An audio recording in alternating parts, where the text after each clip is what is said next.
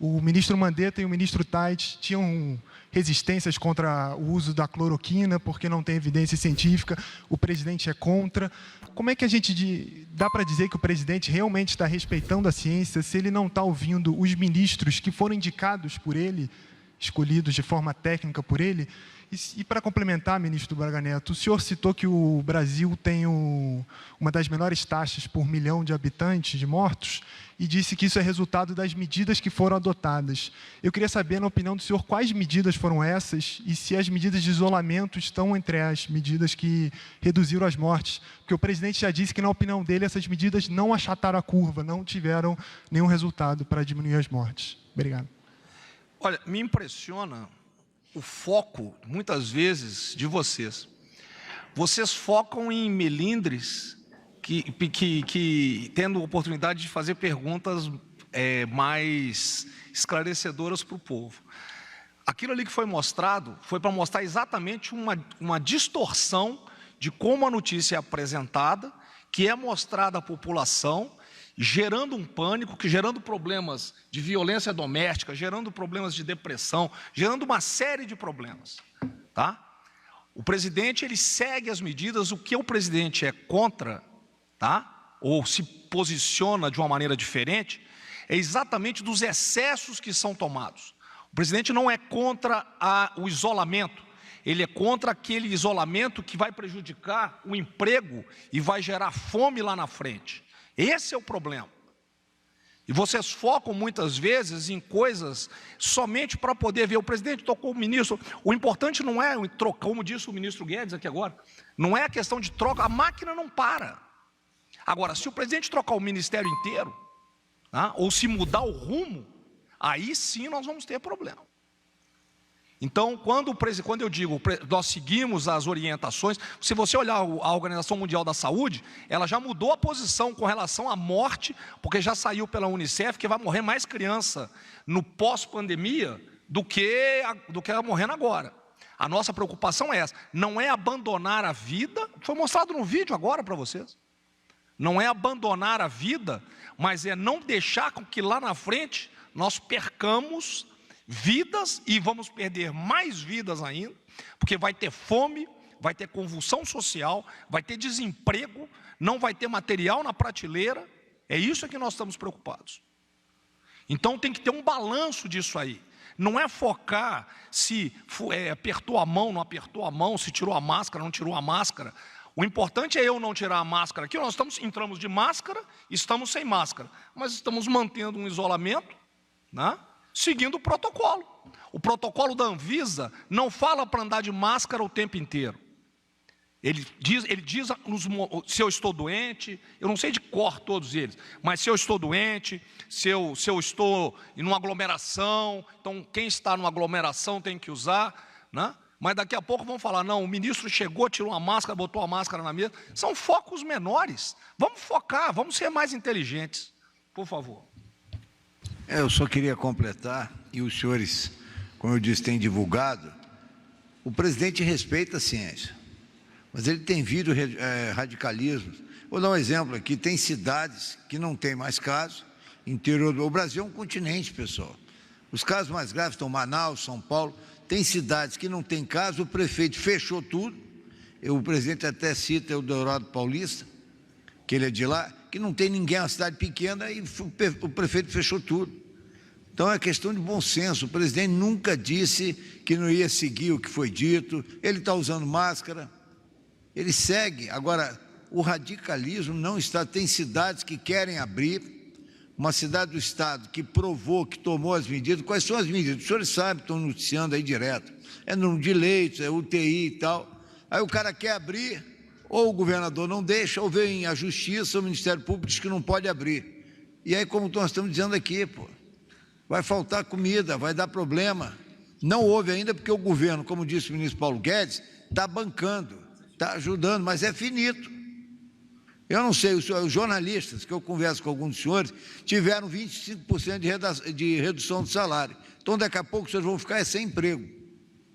Não estou ameaçando, não, é o mercado. Abram o olho. E organizações grandes, não é jornalzinho de interior, não. Então o negócio é sério. Agora, na hora que começar a faltar comida para a gente que está noticiando, talvez vocês entendam que é bom ver os dois lados. Porque enquanto o cabra, por exemplo, está em casa, o salário dele pinga todo mês, ó, que beleza, ele está em casa e as pessoas morrendo. Presidente, por favor, ele respeita. Agora, o ministro caiu. Ele, o ministro Paulo Guedes disse, quem foi eleito com quase 60 milhões de votos é o presidente da República. É ele que, pô, amanhã ele me demite o Braga Neto, e aí? É democracia, faz parte da democracia. É bom que haja divergências de opinião. Numa ditadura, o cara fala uma coisa, é daquele que contrariar. Aqui não, aqui criticam o presidente, atacam ele, e ele, pô, responde, como disse o ministro Paulo Guedes. Realmente, eu tenho dito, a imprensa, ela tem um papel fundamental na democracia, mas como disse o Braga Neto, tem um lençol branco, as pessoas ficam vendo só 2, 3 pontos negros. Só isso. Como ministra dos Direitos Humanos, eu quero dar uma orientação a todos os brasileiros e à imprensa, e especialmente o veículo, nosso repórter que está preocupado. Ninguém é obrigado a tomar cloroquina. Então, aqueles que não acreditam no remédio, façam agora uma declaração dizendo: eu não quero tomar, e meu filho está proibido de tomar. Faça só isso, ninguém é obrigado a tomar cloroquina. Mas antes de fazer a declaração, procurem as outras correntes da ciência que estão defendendo que o remédio adicionado ao coagulante está dando certo. Vamos entender que a ciência tem correntes. A ciência diz que café faz mal, a outra ciência da corrente diz que café não faz mal. Então, vamos aprender que cientistas do mundo inteiro estão defendendo uma corrente que a cloroquina faz bem. Então, está aí, ninguém é obrigado. Mas eu quero informar os senhores jornalistas que o Ministério de Direitos Humanos tem sido acionado o dia inteiro de brasileiros que querem ter o direito de escolher se tomam ou não tomam. É direito do paciente dizer se toma ou não toma. Então, é direito do paciente ter acesso ao remédio. E aqui eu quero agradecer a pergunta do jornalista de Pernambuco, porque os moradores de Pernambuco querem saber, e de outros estados, aonde estão os comprimidos. E fica aqui a pergunta: o paciente quer saber aonde está e quer decidir. E o médico no Brasil, o nosso telefone não para de tocar no Ministério de Direitos Humanos. Os médicos querem autonomia médica no Brasil garantida para prescrever, porque eles acreditam no remédio. É simplesmente isso. Quem não acredita, não toma. Quem acredita e que está vendo os inúmeros testemunhos no Brasil e no mundo, e correntes da ciência defendendo, toma. E é só isso, gente. É liberdade do paciente. É direitos humanos sendo garantido. E quero informar, ministros, que o ministro Nelson deixou o ministério por volta, se não me engano, de meio-dia, e deixou pronto o protocolo. Então, é sinal que ele não era contra. Me parece que está sendo publicado agora, no final da tarde, o protocolo. Então, é sinal que ele não era contra. Eu nem fui perguntado, porque não é o meu assunto, mas foi tocado um tema aí que eu acho importante, que é a liberdade, o respeito à diferença de opinião. Eu acho muito importante o seguinte: como eu não entendo de saúde, eu fico olhando, aí boto a máscara, fico em isolamento, mas aí sou chamado para trabalhar e venho, trabalho, volto, depois boto a máscara de novo. Quer dizer, lavo a mão, eu estou meio perdido no tiroteio da saúde, porque não é a minha especialidade, mas eu acho interessante a ideia de respeitar a opinião do outro. Então, por exemplo, se você não quer esse remédio, você diz que não quer. Da mesma forma, se você é um cidadão informado, saudável e quer sair de casa, é um direito seu sair de casa. Você não pode ser preso, derrubado e algemado porque está andando na rua. Obsessão. Você sabe do risco que você está correndo. Agora, se você está infectado e está circulando, aí tudo bem, aí você tira. Agora, boa parte das diferenças de opinião do presidente com ministros que eu tenho visto é por causa de princípios. O presidente fala o seguinte: olha, é um direito do cidadão sair andando pela rua. E ele diz: eu tenho o direito, ele falando dele mesmo, eu tenho o direito de sair andando aí, fim de semana eu vou sair andando. Eu estou são, não vou infeccionar ninguém, eu posso andar se eu quiser. É um direito dele ser infectado, porque ele não está infectando ninguém, então ele pode ser infectado, é um direito dele. E aí, isso contrasta, às vezes, com alguém que diz, não, tem que ficar em isolamento e não pode sair. Isso dá uma diferença de opinião séria entre um ministro e um presidente. O remédio é a mesma coisa. Não, alguns dizem que tem que tomar, alguns dizem que não. Vamos fazer o seguinte, quem quiser toma, quem não quiser não toma. Se a gente respeitar pelo menos a opinião do outro, quem sabe a gente não melhora. As medalhas vêm depois da guerra, depois da luta. O Brasil forte, erguido. Nós vamos nos lembrar disso, vamos botar o quinquênio, o anuênio, o milênio, o eugênio, tudo que for preciso, mas não antes da batalha. Nós não podemos aproveitar um momento de fragilidade em que o Brasil cai na crise financeiramente. Levamos 1 ano e meio, a reconstrução de um país leva anos. Passamos 1 ano e meio tentando reconstruir. Quando estamos começando a decolar, somos atingidos por uma pandemia. E vamos nos aproveitar de um momento desse, da maior gravidade, de uma crise de saúde. E vamos subir em cadáveres para fazer palanque? Vamos subir em cadáveres para arrancar recursos do governo? Isso é inaceitável. A população não vai aceitar. A população vai punir quem usar cadáveres como palanque. Então eu acho que nós, como brasileiros, temos que estar juntos, temos que atravessar essa primeira onda de saúde juntos, temos que estar juntos no esforço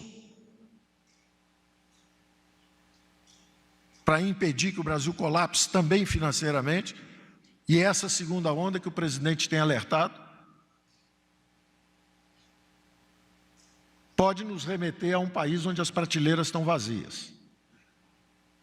As pessoas até têm os recursos, que não faltarão, não vai faltar dinheiro para a saúde, nós estamos mandando centenas de bilhões para os senhores avaliarem.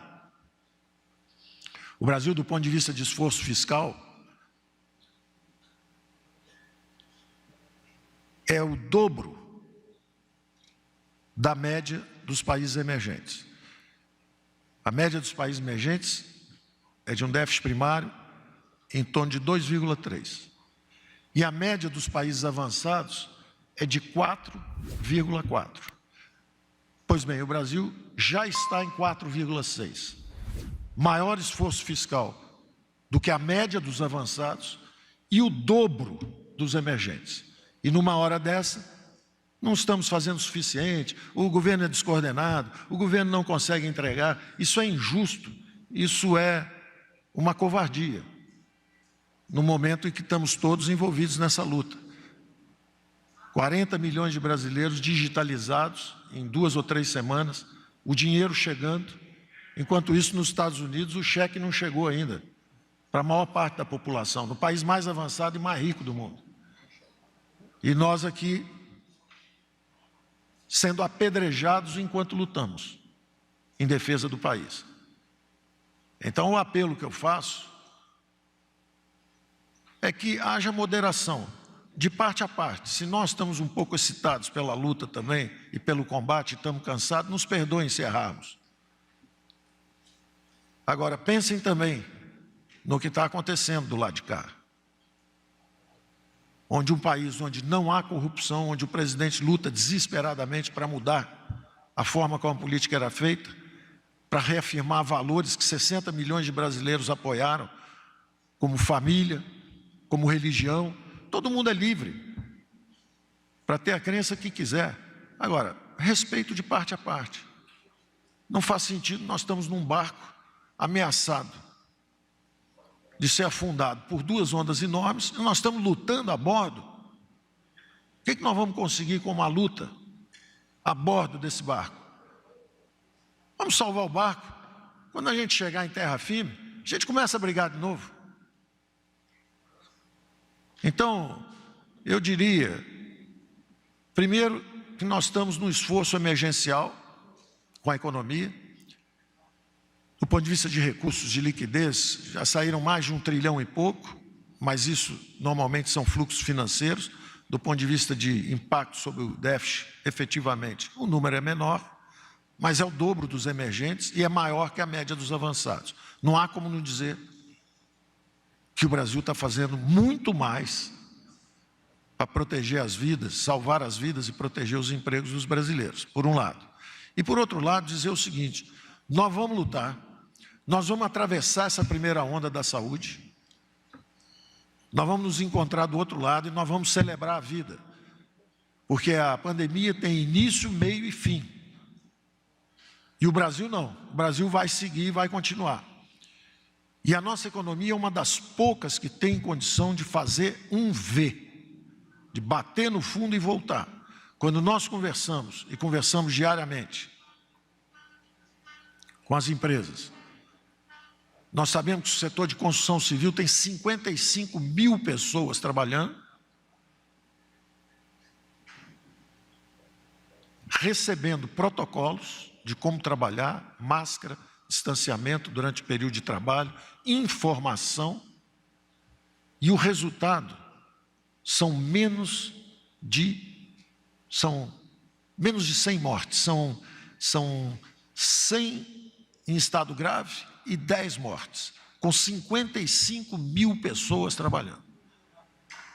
O que significa que, se houver um protocolo eficiente, esse trabalhador, às vezes com pouca informação, às vezes vivendo 5, 6, 7 pessoas num pequeno espaço confinado, a probabilidade da infecção ali é maior do que se ele estiver no trabalho bem cuidado e bem informado e sendo testado, porque é teste e tratamento. Teste e tratamento. Testou, tá bom, segue trabalhando. Testou, tá ruim, tratamento. Então, no setor de construção civil, são 55 mil funcionando assim. Quando nós conversamos, por exemplo, com a Cearia, que é o outro extremo, é alta intensidade de capital, pouco trabalhador, e eu perguntava sempre: como é que está o autoforno? Ah, já desligamos 6. E quando é que volta a derramar aço se ligar hoje? 30, 40 dias. Aí esses empresários vêm a Brasília para nos avisar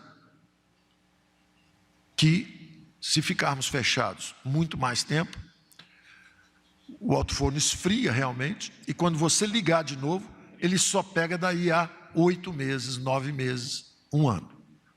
Quando eles vêm nos avisar isso, da possibilidade de agravamento e colapso, o presidente, na mesma hora, sabendo da limitação dos seus próprios poderes, porque vivemos numa democracia, pede que essa informação seja levada ao Supremo Tribunal Federal.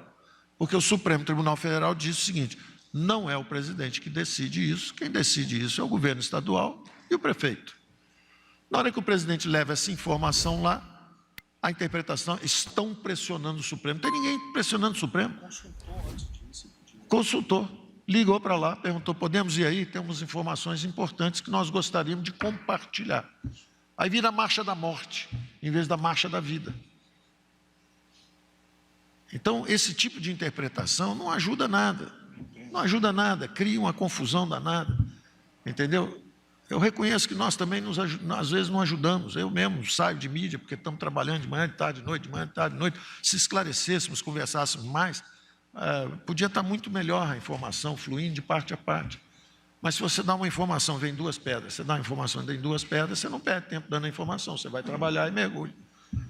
Então, eu acho que está na hora, já passou da hora, de nós fazermos um experimento. Vamos ficar sem jogar pedra um no outro 10 dias. Vamos ver o que acontece com o país.